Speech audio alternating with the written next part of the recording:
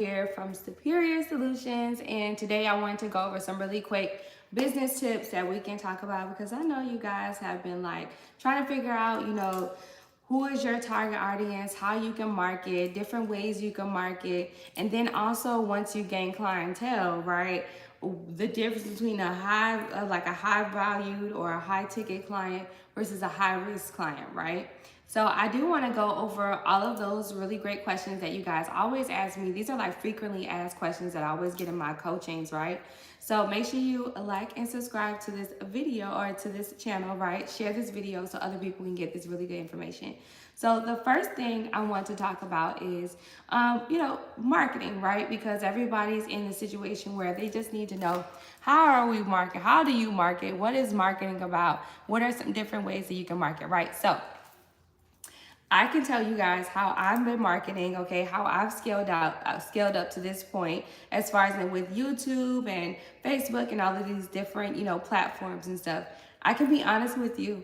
I've only used like the ad places, let's say like Google ads or like Facebook ads and stuff like that. I've only used that like probably 4 to 7 times out of my entire lifetime of being a business owner, right? Because to be honest with you guys, doing Google ads and metaverse or meta business ads, right, or Facebook ads can be very expensive, right? So the key thing to all of these marketing tips, and I know there's like a lot of marketing firms out here. You guys can definitely join marketing firms and stuff like that.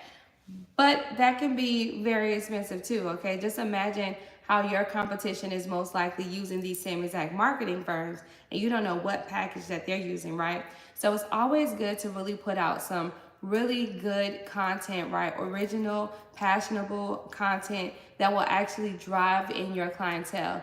Even if you are not, in the service or product based like business, right?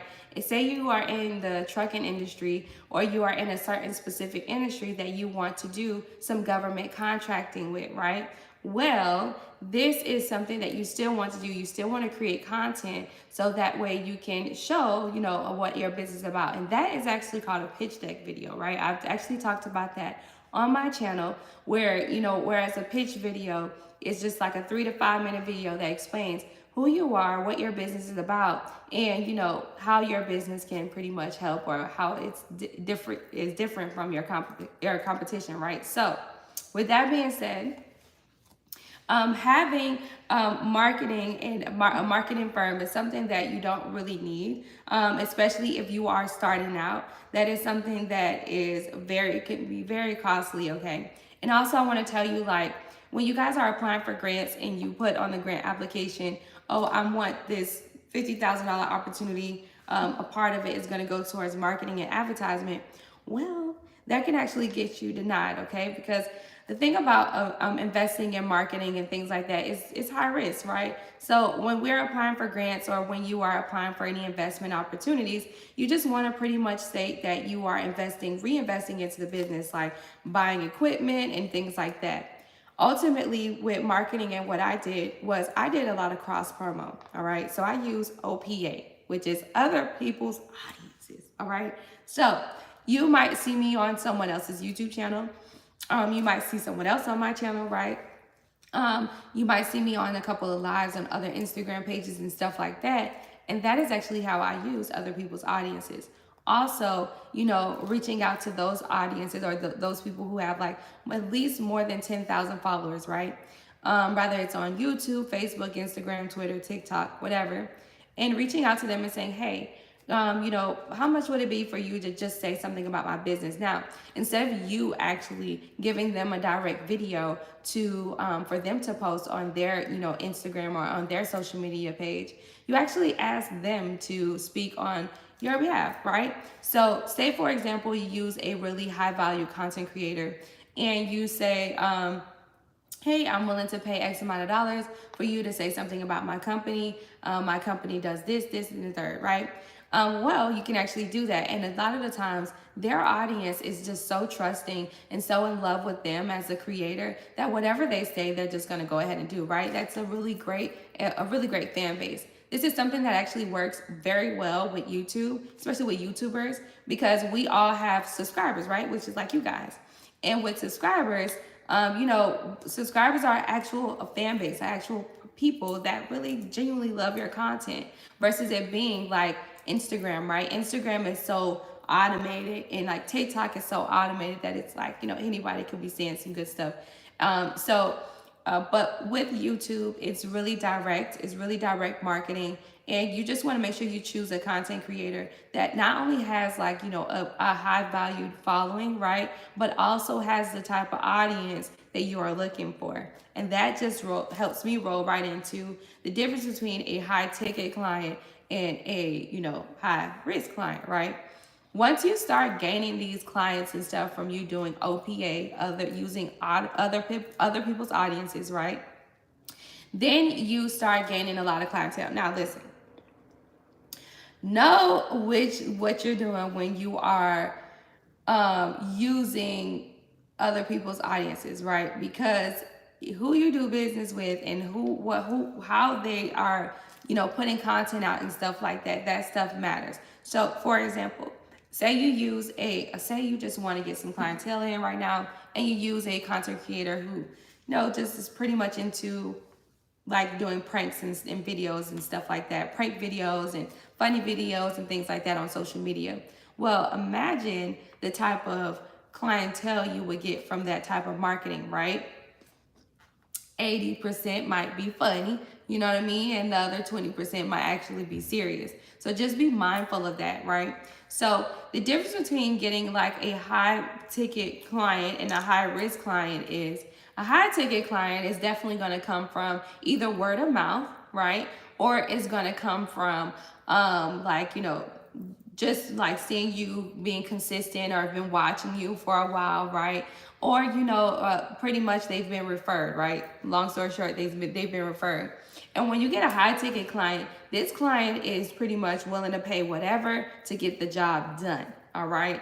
And I have experience with high ticket clients, which, is really great. These are honestly your best clients because they're not going to be all on you. They're not going to hound you. They don't care as long as the job is done. If you are in like the beauty industry, right, you love high ticket clients, especially if you sell wigs and stuff, because your high ticket clients will be like those celebrities or those influencers who are willing to pay $7,000 or so just for you to just do their hair for 3 times that week, right? Or once or twice that week. So same thing goes with like if you are in another industry, especially with real estate. When you get high ticket clients in real estate, these are clients that already have good credit. They already come to the table with the bag. They just want their home in a certain specific area. They know exactly how they want their home developed, and they just want to either buy what you already have on your portfolio, or they want you to develop what you can do for them, right? And so having these high ticket clients is really great, very easygoing. As long as you can get the job done, they're willing to pay whatever. Versus a high risk client. I'm gonna drink some water on that. A high risk client is a client who can be very challenging when it comes down to respecting your first off respecting your intelligence, right? Your intellectual property. A high risk client can be one that doesn't really want to pay your fees, even though your fees are actually affordable, right? A high risk client can be a client that does not respect your order of operations. For example, if you are in an industry where it's e-commerce or you're doing a service, right? And you tell the client, hey, we only accept debit or credit cards, but the client wants to Zelle or Cash App you. And they don't want to actually sign up with you because you're not willing to take Zelle or Cash App. That's more of a high risk client, okay? You probably don't want that type of client because at first hand, they're not even respecting your order of operations, right? They're not even respecting your workflow. So I've had an experience, I usually always have this experience. So I'm pretty used to it by now, but I'm actually lowering that. But I have experience with high risk clients, right? And these clients usually come around that Christmas time, right? Around that holiday time. Well, actually before that holiday time, They come like around September on to the holidays, right? And you usually find out that that client was actually high risk when they do something like call on their card and say that your service was fraud, right? Um, or you have a client that reaches out and says, hey, I would like a refund, right? After you've already done the service. No matter what, they don't care whether you've done something for them. They don't care that you've made 14 wigs for them. They don't care that you've came over and you've taken care of them or whatever the case may be, whatever you are into. They don't care. They just want their money back because they are going through a financial hardship, right? So I have experienced that through the holidays, right? And what I do, because I use Stripe as a payment processor, Stripe is really good, by the way. What I do is I block them, right? I reach out to them. I reach out to my high risk clients and I say, hey, listen, unfortunately, because you called on the card and you said that my services was fraud, you are a high risk client and I can no longer do business with you. That's it. And what I do is that I block them from ever being able to book my services and I keep it pushing. I'm very serious about gaining more high ticket clients than high risk clients because when you get high risk clients and they don't respect your services, they don't respect your order of operations, they call on the card and they write these testimonies, they go on your Instagram or your YouTube pages or whatever your social media pages and say that your service or say that they are waiting on a call or say that your service is this and say that your service is that. Like, you don't want to deal with those type of clients, okay? Because at the end of the day, you know what your value holds and what you have. And dealing with those type of clients can make your business kind of a high risk business, right? Because you keep gaining high risk clients. Whereas with high ticket clients, where you're getting, paid top dollar for your product or service, and you only get really great reviews, that is what you want, okay? That makes you a high valued service or a service provider or consultant or whatever you're into, right? So there's between the two. High ticket, obviously that's what it is, very self-explanatory. High ticket, they're willing to pay top dollar as long as you get the job done. And then high risk, okay? High risk, they don't respect your intellectual property, they don't respect your order of operations. That's an X, that's a no. Do not accept them. Let me tell y'all something. All money is not good money, okay? All money ain't good money at all right? And this is something I definitely know. I have experienced a lot. Matter of fact, right now, I'm actually going through a litigation. Me and my lawyer, we're going like through a whole litigation because there was a client at one point that wanted to, well, actually threatened my life to not if they didn't receive their money back after I had already done all of the work for them, right?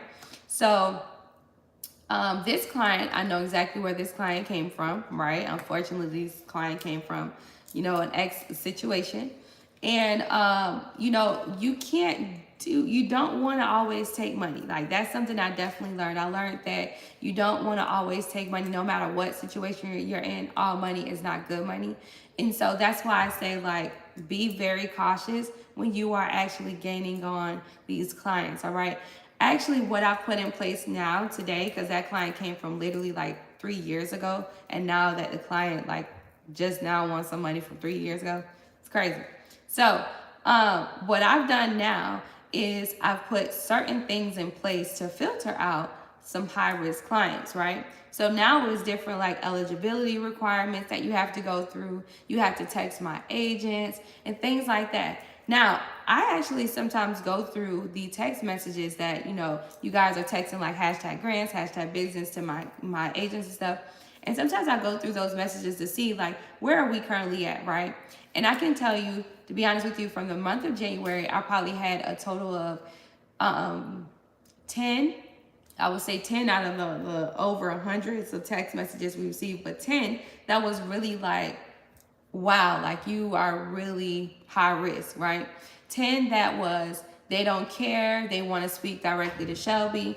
Okay, my agents are telling them book a consultation, here's the link. They're saying, I don't care, I'm a boss, I only talk directly to the boss, this and that, this and that, this and that. Completely going against my order of operations, completely disrespecting the entire intellectual property, everything that I put in place to make sure that I don't get this type of clients. All money is not good money, okay? Make sure you're only gaining high ticket clients, or decent clients that you would actually enjoy servicing or enjoy speaking to and things like that. Clients that will actually double back and give you a really great review, versus a client that just wants some quick money, something right now, want something right now, and they're just kind of in a rush. So be very mindful of that, especially if you are a coach or a consultant like me, right? Because I do coach coaches, all right? So when I'm coaching my coaches, I'm always telling them about like the difference between a high ticket client, what they should have in place, and the systems that they should have in place to help them out with that, okay? So just to go back to what we talked about at the beginning, all right? Marketing with certain using OPA, which is other people's audiences. Make sure you are being mindful of the other people's that you are using, all right? If you are going to use a content creator, right, to actually do a quick 30-second commercial or 30-second post for you on social media, make sure that you are being mindful of who that actual creator is. If that content creator makes a lot of funny videos, videos are very raunchy, right, kind of ratchet, things like that, just keep in mind of what type of clients you're going to get, right? Versus you going with like a law firm, a tax preparer, or someone that gives out really great information like me, like a business tip, a business educator online or something like that. Then you will most likely get like-minded clients, right? So when you guys are marketing, just want to let you know, no, you do not, especially when you're starting out, you do not have to pay all that money for Google ads and Facebook ads. No, you do not, okay? It's just too much going on there, all right? And it's too expensive. And then also, too, be consistent. Be consistent in what you're doing, all right? I do have some clients. I do have a client that she has such an amazing, business, right? She owns a restaurant. Amazing, amazing, amazing. But the issue is she's inconsistent in posting, all right? I understand that this social media thing is not for everybody. I totally get it, right? So we need to start using these programs like Canva.com and Etsy and things like that to start doing our scheduled posting for us. Or, we can hire someone to actually do the posting. Now, the thing about this is, I would definitely suggest you guys get like an intern. If you have a son or a daughter that's the ages of 13 on up, definitely have them do some content for you, okay? If you have a niece or nephew, go ahead and gain them on as an intern, all right? Get you an intern, right, that is into doing different, content creation and stuff that's already on TikTok and things like that, that can actually do your postings for you, all right? And then use OPA, other people's audiences, all right? So that way you guys don't have to come out of the pocket so much for marketing and advertising, all right? Because Google ads and Facebook ads is saturated, all right? It's saturated. I know you guys are trying to get it on Instagram. You're scrolling and it feels like it's a big old billboard on your phone, on your hand, right? That's because it's saturated, right? So just keep that in mind. You don't have to spend so much money in marketing or joining a marketing firm. Most likely your competition is already with the marketing team that's already like paying monthly. Okay, the only difference is that you don't know which package they got. So why even go that route, right? Take a different route. All right, and then also want to give you guys a key, because this is what I'm actually about to do, especially during this springtime, is going door to door, old school with. All right, old school. There's nothing like getting out in your local community and saying, hey, this is what I do. Come and support me. Come follow me. Come join me. Whatever it is that you're doing, come do this with me, or come join me. I have this service. I have this product. Things like that, doing door to door. There is actually something that the U.S. Postal Service does, and I think it's called direct mail, where you pay for it, and then you can actually have your flyers inside of the mail, right? You want to start doing some old school door-to-door marketing, okay? Because that is what's going to actually scale us in 2023. Yeah, we're going to see a lot of stuff on Instagram. Yeah, all of that good stuff is cool, right? We're going to see a lot on social media, but it's so oversaturated, and it can definitely give you some doubts, right? So to help you out and make sure you know that you are putting in the hard work and all of that good stuff, get you some business cards, because that's still good to this day. Get flyers made, and just actually start doing some old school marketing as well. And also think about billboards, okay? Because a lot of people don't think about that, especially as black entrepreneurs. We're not really into the whole idea of doing billboards, but you'll be surprised that if you actually pay for a billboard, it might cost you less than $100 a month to actually do that. All right. I know down here in Miami, we have some billboards here that's like only like 120, 150 a month, digital billboards that you can actually put your your information on there so people can either follow you or they can go to your website and purchase your products or your service. Okay. So there's hundreds of different ways to actually market than just paying for Facebook ads and Google ads. And to be honest with you guys, Facebook and Google ads is always manipulated, okay? That's an algorithm-based system. They will always turn down the algorithm or they'll turn it up, all right? And they'll turn it down and turn it up. Same thing goes with Instagram, right? So with that being said, let's find different ways to actually market and not stress ourselves out. Use OPA, other people's audiences. Do some door-to-door, old school marketing, all right? Because that's what I'm actually going to be doing during the spring and the summer. And also keep in mind that all money ain't good money, all right? You want high-ticket clients only. So I'm going to take some questions while you guys are on here. Do you guys have any like business tip questions or anything like that? I'm going to give you like 2 minutes.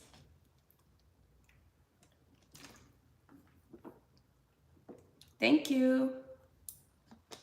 Oh, it's my pleasure. It's my pleasure. It's my pleasure. I'm so happy to be on here at night, you guys. This is great.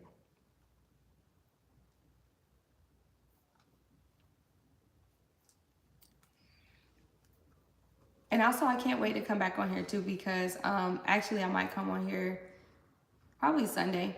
We'll see. We'll see really soon because I have some more grants that we need to go over, all right, before this month ends. And if you didn't check out my last live, I talked about 4 really, really great grants, all right? So yeah. Okay, are you recommending old school marketing regardless of the industry? Yeah, definitely, regardless of the industry. Like no matter what you're doing, especially if you are doing like real estate, if you're into trucking, if you are into medical transportation, you are doing like medical exams or you're doing non-emergency EMT, like in EMT. If you are doing senior care, things like that, doesn't matter. Go ahead and do some, old school marketing, all right? Get you some business cards or some flyers made and use the U.S. Postal Direct Mail service, okay? That is actually going to help save you some time because what happens is you pay the U.S. Postal Service. That's how it works. You pay them and then you pay them for that area, for a specific area. So you can actually do target marketing, right? And then what you do is you're going to provide them with all of your flyers and they are actually going to put it in the mails of all of those apartment buildings and homes and things like that that's in that targeted area that you wanted. Okay, you give them the zip code and they go ahead and have their the people that deliver the mail, right, their mail carriers, they're going to go ahead and do that for you. Okay, it's called direct mail. Let me see. Abigail brand, so the billboard is a great idea. Yeah, billboards are really great. Billboards are really great for that, and I want you to start actually taking a look at it. Each billboard and each what is it called, like the bus stop bench, right? Each billboard and bus stop bench, all of them actually have the billboard's numbers, the actual numbers that you can call directly to the people, to the third party service, and say, hey, how much is it for my for my thing to be advertised or my business to be advertised on this bus stop or on this billboard, right? Keep in mind that when you are doing billboards like on the highways, might be a little bit cost effective because they will tell you, oh, we get this amount of traffic every day, so this is why it's so much, right? But if you are targeting just your area where your brick and mortar is, you could literally do the bus stop that's right in front of your either your boutique or right in front of your salon or whatever the case may be. And then when people are passing by, they'll see it. So a billboard is a really great idea. See, as a successful business owner, how do you handle your social circle? So on the I don't really too much have a social circle as far as in with outside of business, to be honest with you. Anyone who is in my social circle, I would say, we're all business owners, right? And really, it's only about like three of us, right? I'm praying that God blesses me with more business, like-minded, women and men, so that I can connect with, whatever the case may be. Which is why I decided to relocate to Atlanta, because I'm just like, yeah, I need some more business like-minded people. So I'll be here in Miami and in Atlanta, half and half, okay? But as far as with my social circle, all we do is talk business, right? No matter what. And we actually do a lot of masterminding. And in the social circles, whether we're talking on Zoom, we're really talking on Zoom all the time, honestly. Um, we are masterminding. We're talking about where our business currently is. And actually, we just did a mastermind. Me and CR, who's a really great, she's actually my funding partner. She's like really like, that's like my big sister, right? And so me and CR, we actually did our profit loss statement, or our profit loss, right, for January, right? And I was so disappointed in myself because I spent a lot of money in January, and I just felt so ungrateful to God, okay? But in these social circles, we do a lot of masterminding. We say, okay, hey, this is how much money we made. This is how much money we want to make. How can we increase it by 5%? What do we do? What is the strategy? How do we execute the strategy? How do we hold each other accountable? Right? That's a really good social circle. That's actually called a mastermind, okay? And it's so funny because we all kind of do the same thing. We're all in finance, right? Ciara, she does the credit repair, and she actually handles all the credit repair for my clients, right? Another guy who's in my social circle, he does credit as well. He's actually located in New York, and you guys most likely know him. I actually did a YouTube video with him. And he's really good in consumer law. So I do have like, a really tight social circle as far as in with only business though, but not like personal. Anything personal, I don't really too much have a personal life. My business is my personal life. My business is my baby. After you win grants, is it a while until you receive the money? No, not usually. That actually depends on your bank, right? The grantors actually tell you that. Like once you receive a grant, once you're awarded a grant, they would say, okay, depending on your bank, it could take up to 21 business days, right? And that's usually with all banks. But with credit unions and things like that, debit accounts usually drops within 3 days. And that's from my own experience, okay? I actually been telling the really great story, if you guys want to hear it really quick, how I got into grants.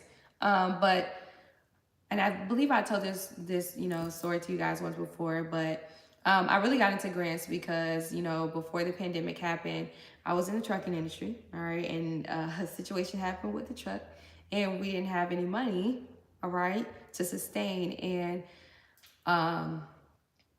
yeah, with the trucking industry, they don't care. All right, they don't care what you're going through. They don't care what you're going through. You still got to pay the insurance. And so pretty much I maxed all of the credit cards.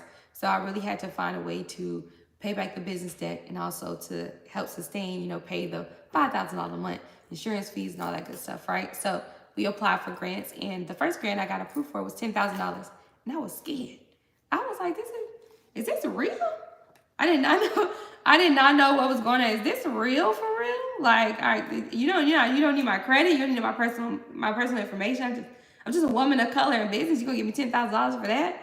And I was so blessed. And then after that, I kept applying. I was very consistent with applying at that time because I was like $10,000 for free. Let me see what this is about. I started doing a whole bunch of applying, and then I ended up getting $30,000 in total within my first year of doing it. Okay, this was like literally like beginning of before the pandemic. Okay, I'm in Minnesota and I'm opening a transitional house for women, and my biggest thing is knowing the right direction in which I can find funding, considering that I'm opening a nonprofit. Well, with nonprofit organizations, you guys always have great opportunities. There's a thing called 501(c) that you might need to have, but ultimately what you're doing is community development, right? And it's really great that you are doing this. With nonprofits, you definitely want to have a project plan, right? Kind of similar to a business plan, but it's just a project plan because it's not a business, right? Well, it is, but it's not. So the project plan needs to outline how much money you need and what your passion is for this situation, right? For your industry, what you want to do, and what you literally just told me was really good enough. It's kind of like low key a mission statement. That project plan will let you know exactly which direction to take, right? You have to apply for grants that are more federally funded, right? So grants.gov is where you would actually find those grants, and you would look for community development grants, women owned, not women owned, but women development grants, youth development grants, things like that. All right, so that way you can help out. Yeah, that's really dope. A transitional house, that's so dope. I really like that. As far as in grants, when working with you, how does the process work and is there any fee? I've worked with people before and I have not received anything. Well, if you've worked with people before, all right, then maybe it's time for you to take the ball on your own, all right? But ultimately, I have a 71% success rate, and that's because I always encourage you to get a business plan first, right? And then also, I'm very passionate in my answers. Me and my grant writing team, we're very passionate in our answers. But ultimately, how it works, you can visit expandmywallet.com. All right, I have an actual explainer video on the grant writing site that explains to you exactly how it works, okay? That explains exactly how the entire grant writing process with me works. Okay, so go to expandmywallet.com. As a matter of fact, I'll type it here. Expandmywallet.com. All right, now pin it at the top. You can literally Google it, expandmywallet.com. All right, and you are going to see a list of all of my services. All right, you're going to see literally everything that I do. I have explainer videos there for you. All right, that explains to you exactly how my grant writing program works. Okay, and how much the fees is and what you get. Really simple. I want to start directing you guys to my site because one, I paid a hefty penny for that site. All right. And two, I really think the site is cool. I really like it. You guys visit my website, expandmywallet.com. You let me know how you like it. Okay.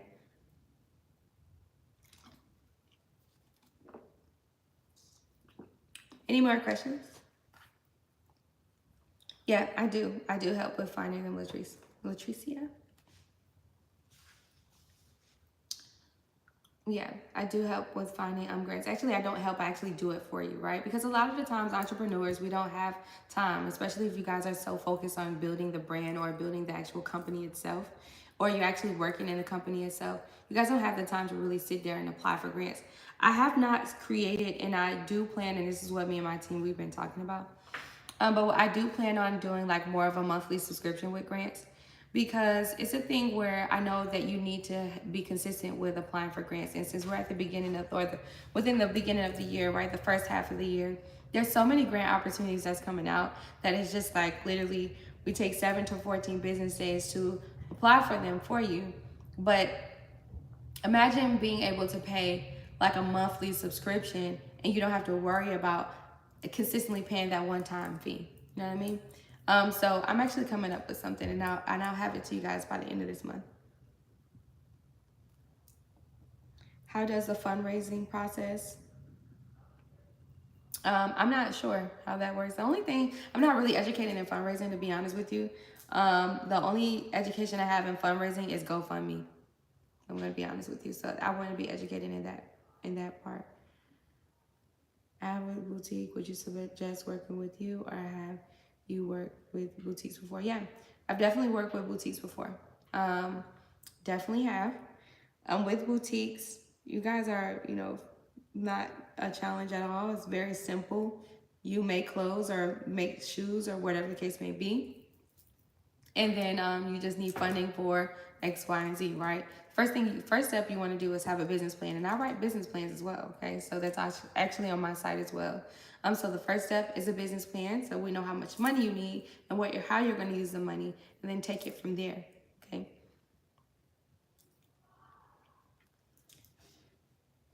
Does most other business transactions and primarily does most of the business transactions work off of your credit score, or does it work off of the business credit score when it doesn't have a credit score yet? So are we talking like business credit? Like, what are we talking about? I'm a little confused. Does most of the business transactions and primarily work off of your credit score? So if you're talking about like business credit, sorry, the business credit. Okay, so Latricia, if you're talking about business credit, or if you're talking about grants, grants don't go by your credit at all, to be honest with you. Grants don't go by your personal credit. They don't go by business credit or anything like that. They solely go off of your business plan, okay?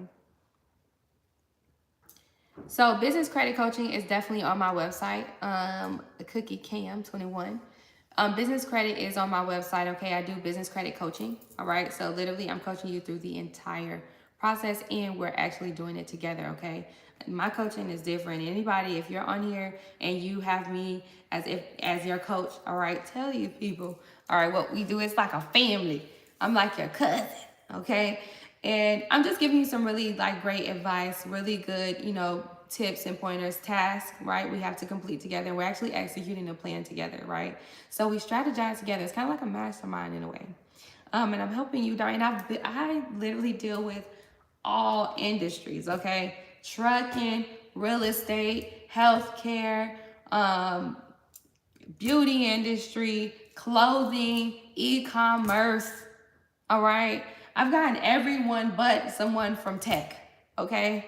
Well, actually, I got tech now. I actually got tech. I have like 5 really great people that have created apps, all right? And we are applying for that $750,000 MBDA grant that is just like, whew, it is blowing our minds.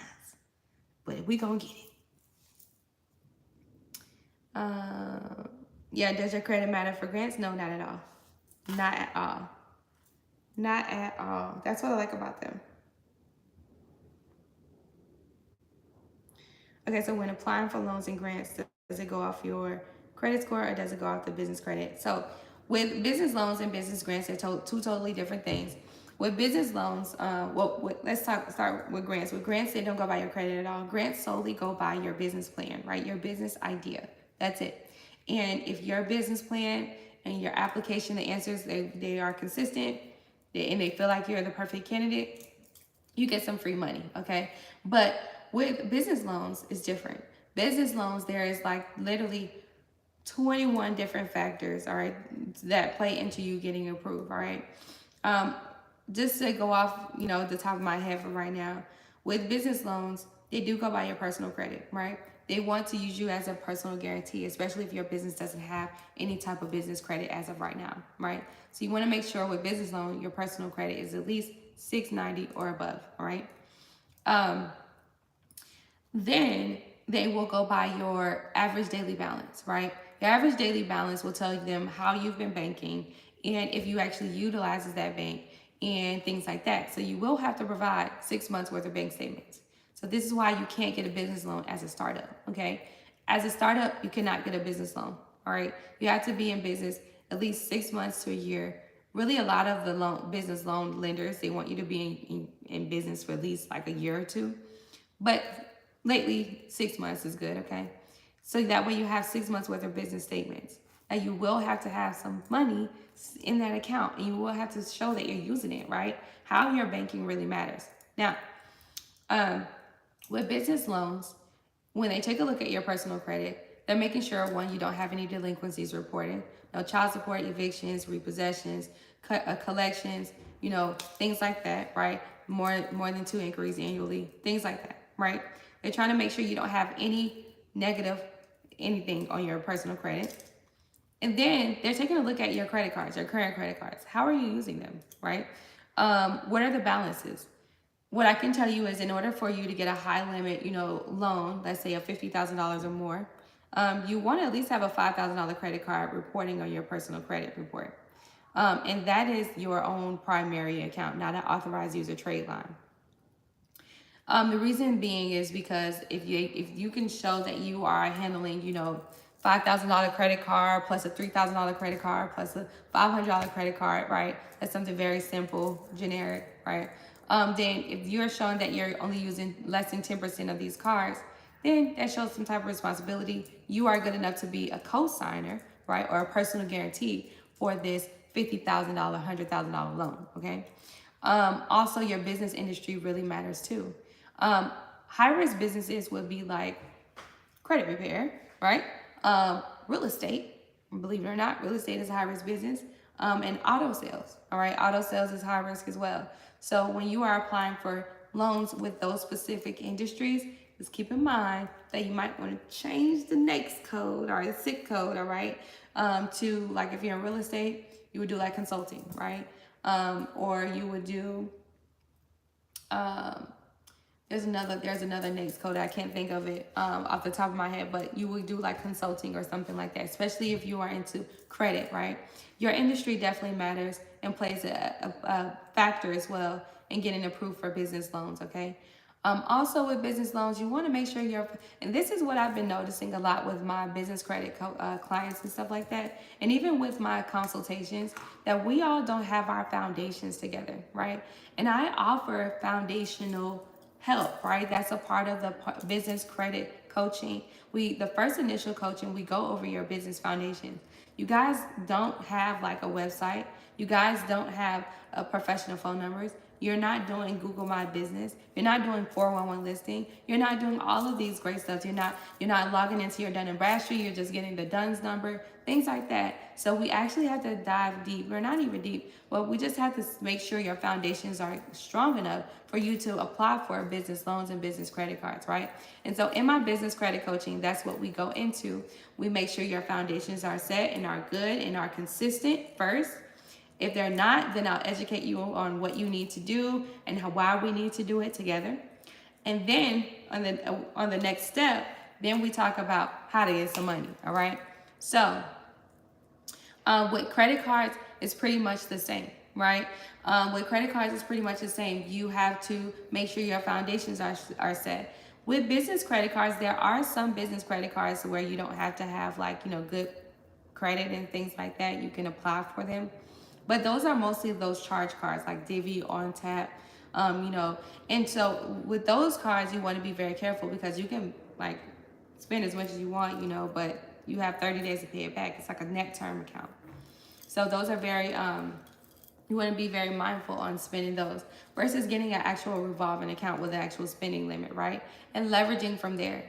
I do have some clients that I met with some mentees, right? That I coach, and they've already experienced, high level or, mid-level, I would say, mid-level credit card funding, right? And now we're in credit card debt. Now we need to do some grants to pay the debt off, all right? That's exactly what I did. That's how I got into grants. So that's one way we take, or we just do you can actually do business debt consolidation too. Yeah. So, any other questions? I was only taking 2 minutes worth of questions. I don't went over a whole 20 minutes. A whole 20 minutes. I wanted to come over here. I wanted to come on here and really chill with you guys.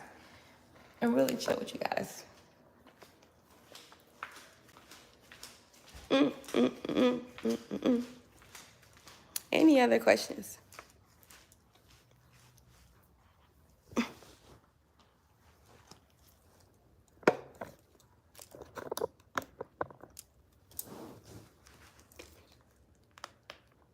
Do we book a call for grant process? So you don't have to if you feel that you want to jump right into it. My website literally outlines everything. Okay, it outlines everything on how to get started with grants. I've been talking all day. Or you can book a call with me so that way we can dive deeper into any questions that you might have, right? A lot of people book calls with me because I'm explaining to you all how grants work. You might have some, really thorough questions about grants. So, yeah. So you can text #grants to 305-686-0781, or you can visit www.expandmywallet.com, and it will literally give you all of the information you need to get started with my services.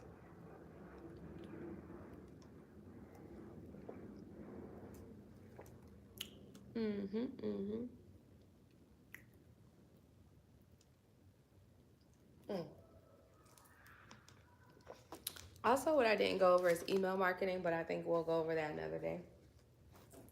Yeah, that's a long topic. I have so many notes, you guys. It's crazy. It's crazy. Color. Y'all don't want to know how much money I spent in January. I just know that the Lord is. I had to pray. I couldn't believe it. I couldn't believe it.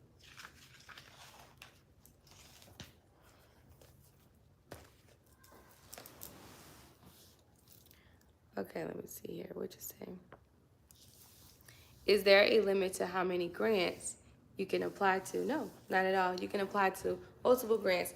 And also, what I like about grant opportunities is that you can apply for that grant like 10, 1,100 times if you want to within that month. Yep, especially the grants that are like monthly, reoccurring. Those monthly reoccurring grants, that's a grant that you want to, like, for example, Soul Gal Foundation, a $10,000 one. That grant, they give out $10,000 every month, right, for the entire year. And with those type of programs, those are through nonprofit organizations, and you want to apply for those grants consistently, okay? Because those are more like a raffle, right? Like enter a chance to win. So you have different grants out here, right? You have federal funded grants that, they actually want you to submit a letter of intent. They want you to check on your letter of intent, then they will open the portal for you to apply. Those are more federal funded. Those are more high ticket grants, right? Like, for example, the $750,000 opportunity we're applying for, me and my mentees. And we had to submit our letter of intent on January 31st. So now we are going in to actually go apply, right? Because the letter of intent, it looked good. That means we are eligible to apply for that opportunity. So you have some federal grants that are like that.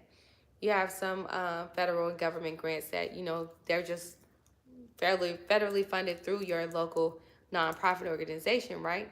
That where you say, for example, you're like Latricia and you do something that's more of like, community development, right?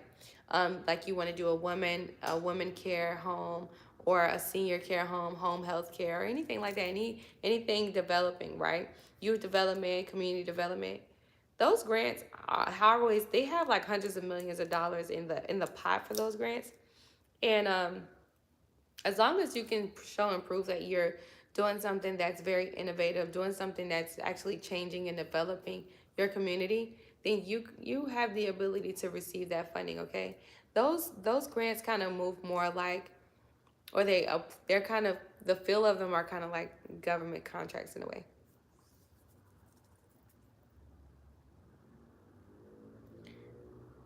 Let me see. So I also help with, I was reading your comment. Do you just help with services as far as grants and business plans, or do you also help with like the process of opening or operating the business? Is that what you said? Or opening up the actual business? So with that, let me see. Oh, you said when is the best time? There's like, you can apply for grants whenever. When is the best time you can apply for grants? Whenever. Okay, the best time is now. And then also to answer your second question, yeah, so I do help with the foundations of the business. So ultimately, how it works is you have to come to me with the plan, right? And then I say, okay, well, first thing we need to do is get either LLC or INC, right? And I will actually coach you on what's the best option for you, because a lot of the times we don't know what the difference between an LLC and an INC is.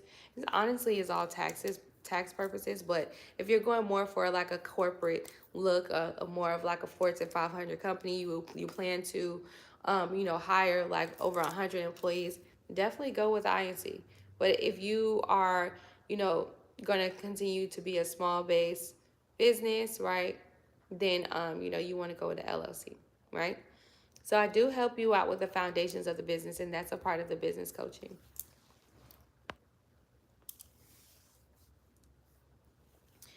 When we start a grant process with you, is the fee each time we need to?